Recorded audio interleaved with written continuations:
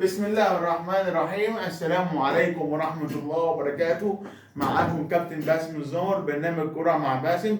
النهارده هنتكلم عن التشكيل المتوقع امام الاهلي وفيوتشر بكره الخميس في السوبر ان شاء الله، ليله الامتحان ماتش الاهلي وفيوتشر.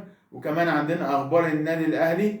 خلاص خبر عاجل: اليو ديانج خارج حسابات الاهلي بعد السوبر. اليو ديانج هيروح قطر يمضي العقد، وبعد كده بعدين يطلع من قطر على المنتخب مالي ضم المنتخب بلاده.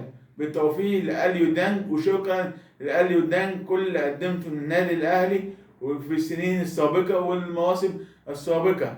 خد 3 دوري و2 افريقيا. بسم الله ما شاء الله عليك يا اليو ديانج.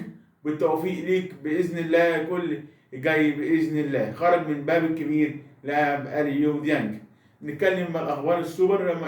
بكره احتمال كبير محمد العادل اللي هو حكم المباراه بكره. الحكم ما اعرفش محمود البنا، بس غالبا محمد عادل حكم اللقاء بكره من الاهلي ومودرن فيوتشر.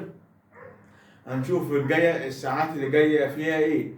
وبعد كده خلاص يعني كده عندنا مكان اليو ديانج. عندنا بسم الله ما شاء الله اكرم توفيق ومروان عطيه وكوكا، وعندك وعمرو السوليه وامام عاشور وقفشه. كل ده في خط النص عندك، يعني مش محتاج. انت الاهلي محتاج مدافع حلو مع ياسر عبد المنعم ومدافع قوي وزي محمد ربيعه كده بتاع مودرن فيوتشر. وعايز باك ليفت كويس، وعايز مهاجم كويس. اما في 3 لعيبه كمان خلاص خارجين اعارات. عندك كريم نيفيد خارج اعاره، وعندك احمد عبد القادر وصلاح محسن. الاربع لعيبه دول بخارج النادي الاهلي مع اليو ديانج طبعا. فكده خلاص كله خارج بره النادي الاهلي. بالتوفيق الاهلي كل جاي. السوبر يا اهلي مطلب كل جماهير الاهلي، كل الاهلي في جميع انحاء العالم. اي حد يقول لك اتمنى ايه، عايز اكسب السوبر بكره ان شاء الله. هنقول التشكيله المتوقع للنادي الاهلي ان شاء الله بامرك يا رب. في حراسه المرمى مصطفى احمد شوبير، طبعا عارفين. من اليمين مصطفى احمد شوبير حراسه المرمى مصطفى احمد شوبير. من اليمين للشمال طبعا اكرم توفيق، لازم اكرم، هاني مجهد وعلي معلول وعبد المنعم ورامي ربيعه ومروان وكوكا وعمرو السولية برضه نفس الاثنين دول الماتش اللي فات. وطبعا امام وحسين الشحات وتاو وكهربا. ده تشكيل الاهلي بكره بامر الله. نقول تاني في حراسه المرمى: الشناوي، اكرم توفيق، علي معلول، كوكا، مروان عطيه او السوليه، امام عاشور، تاو، شحات، كهربا. ده التشكيل الانسب للنادي الاهلي. بالتوفيق للاهلي ان شاء الله امام السوبر باذن الله. وكمان خلاص عمر كمال عبد الواحد خلاص بعد السوبر اتضم لنا في يناير. خلاص الحمد لله على السلامه عمر كمان، يعني يلبس التيشيرت الاحمر بعد كده يروح منتخب مصر. بالتوفيق كل اللي جاي، كل الجديد. دي اخبار النادي الاهلي والسوبر والتشكيل قبل الماتش ب 24 ساعه.